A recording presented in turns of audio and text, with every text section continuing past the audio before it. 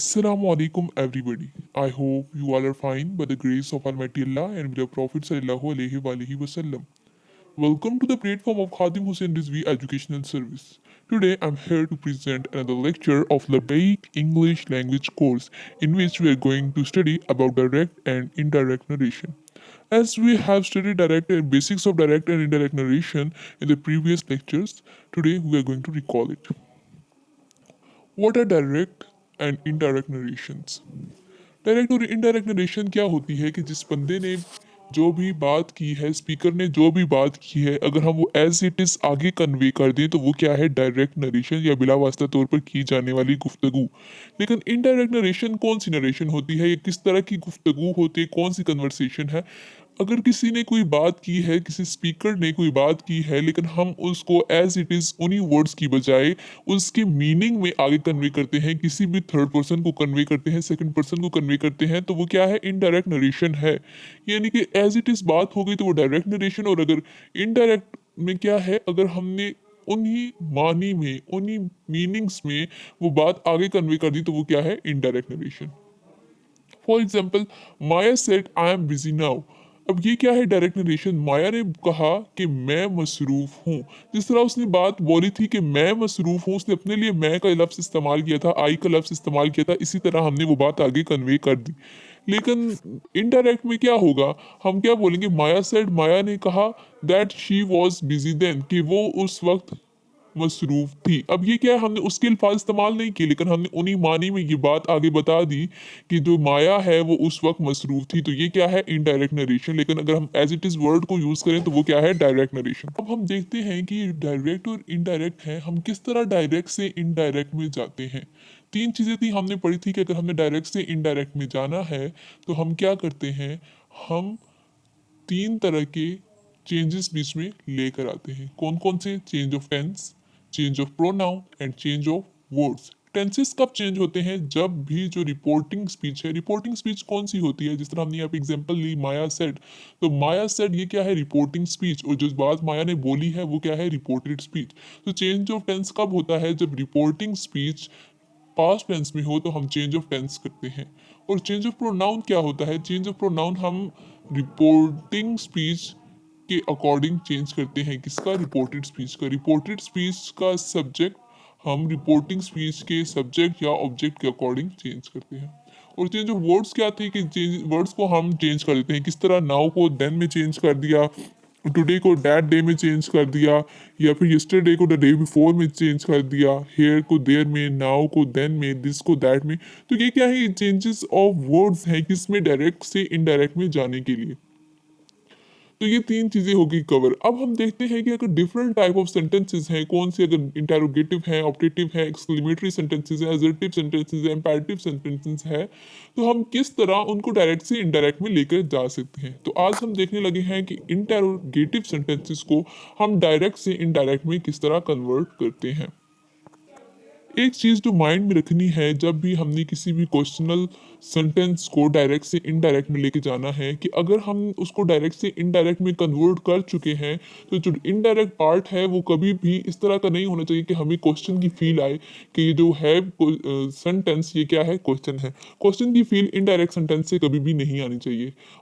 वो किस तरह होगा कि एक तो हम उसको क्वेश्चन से सिंपल सेंटेंस बना देंगे, और दूसरा उसके आगे से जो पंक्चुएशन है उसको हम चेंज कर देंगे। यानी कि पंक्चुएशन में क्या, क्वेश्चन में हम क्या यूज़ करते हैं, क्वेश्चन मार्क यूज़ करते हैं, लेकिन जब हम उसको सिंपल सेंटेंस बना देंगे तो क्वेश्चन मार्क को वहाँ से स्किप करके वहाँ पे एक फुल स्टॉप या डॉट यूज़ कर देंगे।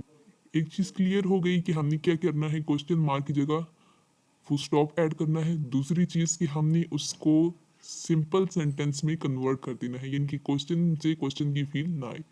अब तीसरी क्या चीज़ है कि जब भी हमने किसी भी डायरेक्ट नरेशन को इनडायरेक्ट में कन्वर्ट करना है तो हम क्या करते हैं, एक चीज़ थी बेसिक कि हम वहाँ से कोमास को हटा के, इन्वर्टेड कोमास को हटा के वहाँ पे हम डैट प्लेस कर देते हैं। लेकिन कब, जब हम सिंपल सेंटेंस की बात करते हैं। लेकिन अभी हम बात करें क्वेश्चनल सेंटेंसेस की, यानी कि इंटेरोगेटिव सेंटेंसेस की।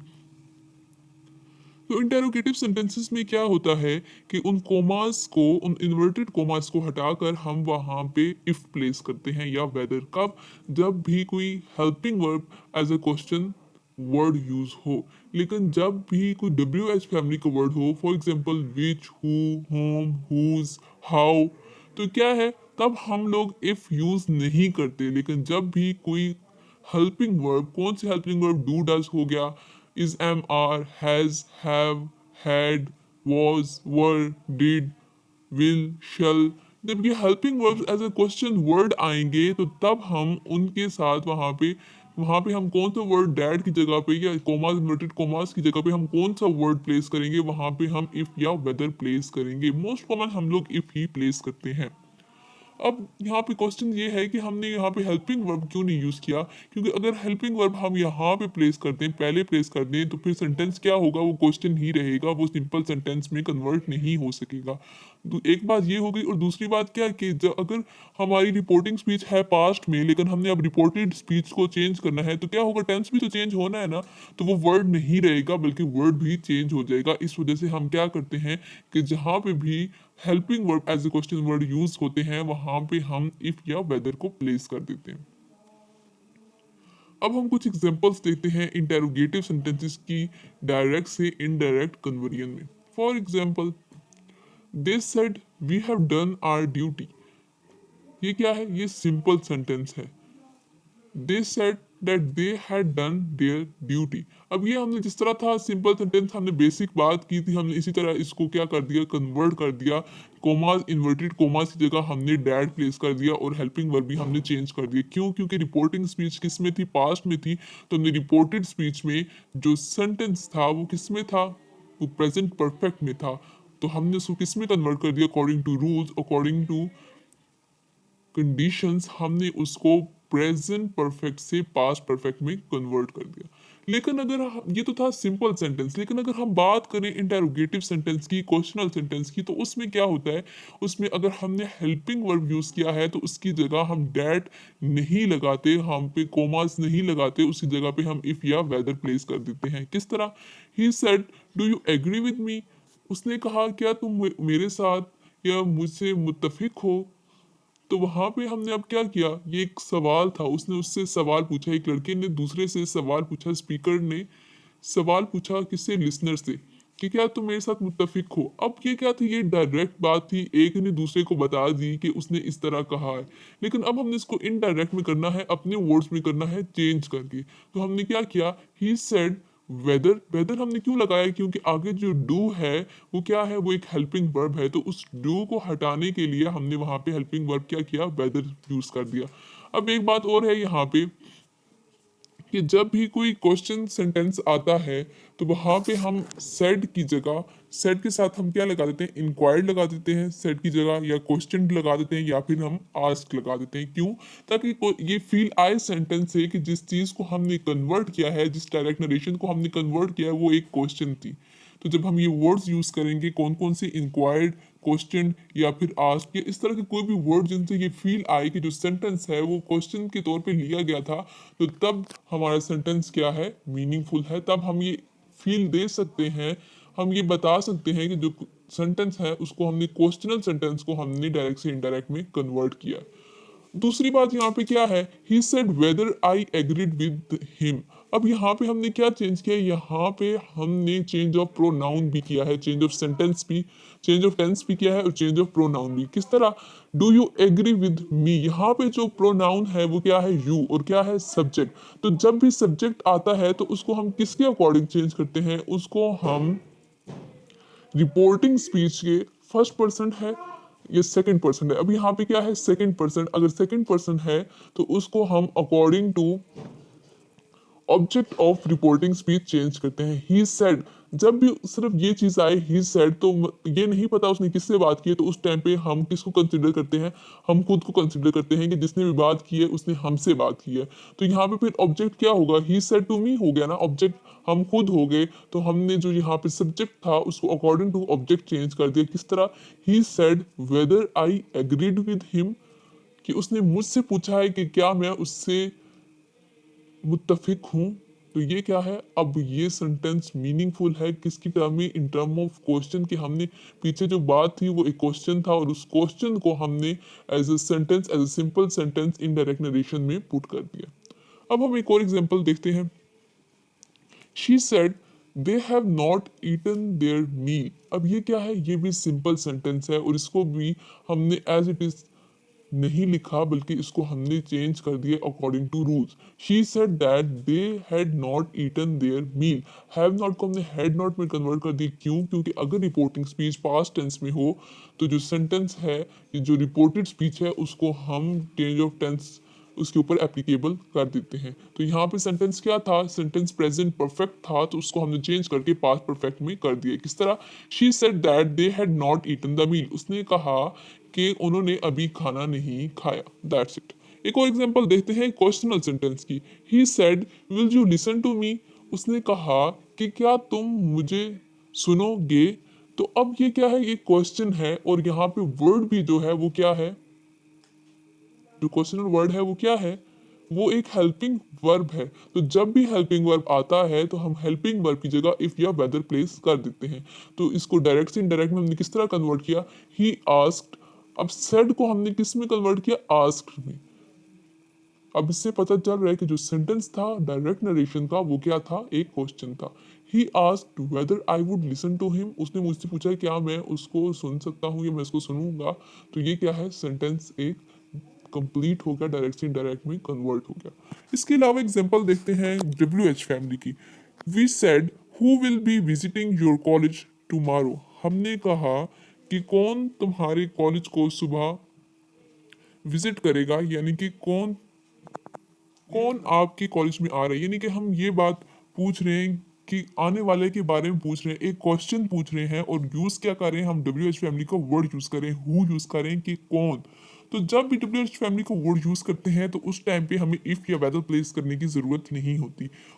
We said who will be visiting your college tomorrow. अब इसको हम इनडायरेक्ट नरेशन में किस तरह कन्वर्ट करेंगे, हम सेट की जगह आस्क को प्लेस करके डायरेक्ट जो सेंटेंस है उसको प्लेस कर देंगे। लेकिन हम यहाँ पे हमने क्या किया, एक चेंज ऑफ वर्ड भी करना है। कौन सा, विल को हमने वुड में चेंज कर देना है। We asked who would be visiting our college. अब एक और यहाँ पे हमने चेंजिंग करनी है, टुमारो आया है, who will be visiting your college tomorrow. तो टुमारो को हम किस में चेंज करते हैं, नेक्स्ट डे में। तो सेंटेंस किस तरह कन्वर्ट होगा, we asked who would be visiting our college next day. Your college भी लिख सकते हैं और भी लिख सकते हैं, क्योंकि यहाँ पे हमें ऑब्जेक्ट नहीं पता तो ये अब हमारी चॉइस है कि हम वहाँ पे यू प्लेस करें, योर प्लेस करें या फिर आर प्लेस करें। We asked who would be visiting our college next day. That's it. एक और सेंटेंस देख लेते हैं। He said to the stranger, commas, inverted commas, are you in your senses now? कि उसने किसी से पूछा, किसी स्ट्रेंजर से पूछा कि क्या तुम अपने हवास में हो अभी। तो ये सेंटेंस किस तरह आया है, अब यहाँ पे सेंटेंस क्या है, क्वेश्चन बनाने के लिए हमने क्या यूज़ किया है, हमने यहाँ पे एक हेल्पिंग वर्ब यूज़ किया है। तो जब भी हम हेल्पिंग वर्ब यूज़ करते हैं तो उसकी जगह हम इफ़ या वेदर प्लेस कर देते हैं। तो सेंटेंस किस तरह कन्वर्ट होगा, he asked the stranger if he was in his senses then. अब यहाँ पे हमने चेंज ऑफ वर्ड्स भी किए हैं, कौन कौन से, नाउ को हमने देन में चेंज कर दिया। अब ये सेंटेंस है if he was in his senses then. अगर हम लगाते he asked the stranger was he in his senses then, तो ये क्या है, ये एक सेंटेंस जो है ये क्वेश्चन ही रहता है। लेकिन हमारा जब डायरेक्ट से हमने इनडायरेक्ट में करना है तो ये हमारी बेसिक नीड है कि जो सेंटेंस है वो सिंपल सेंटेंस हो, वो क्वेश्चन में ना रहे। तो अगर हम अगर इसको जो हेल्पिंग वर्ब है इसको स्टार्टिंग में प्लेस करेंगे तो हमारा क्वेश्चन जो है रॉन्ग हो जाएगा। इसलिए हम जो हेल्पिंग वर्ब को प्लेस करते हैं वो according to simple sentence place करते हैं। किस तरह, he asked the stranger if he was in his senses then. एक और एग्जाम्पल देखते हैं। He said to me, What are you doing here? उसने मुझसे पूछा कि मैं यहाँ पर क्या कर रहा हूँ। अब ये क्या है, ये एक सेंटेंस है, एक क्वेश्चन है। ये WH फैमिली को वर्ड व्हाट यूज हो गया क्वेश्चन बनाने के लिए। तो क्या है, इसको हम हटाने के लिए या इसको हम अगर हटाएंगे, इसकी जगह हम दैट प्लेस करेंगे तो क्वेश्चन क्या है, रॉन्ग है। तो हम क्या करते हैं, हम सिर्फ वर्ड आस्क यूज करके और इफ या वेदर की ज़रूरत नहीं है। क्यों? क्योंकि ये WH फैमिली से स्टार्ट हुआ है, किसी भी हेल्पिंग वर्ब को हमने क्वेश्चन बनाने के लिए प्लेस नहीं किया। तो सेंटेंस किस तरह बेसिकली कन्वर्ट होगा, he asked me what I was doing there. अब ये क्या है, ये एक सिंपल सेंटेंस बन चुका है, डायरेक्ट से इनडायरेक्ट में कन्वर्ट हो चुका है और ये अब क्या है, मीनिंगफुल है। That's it.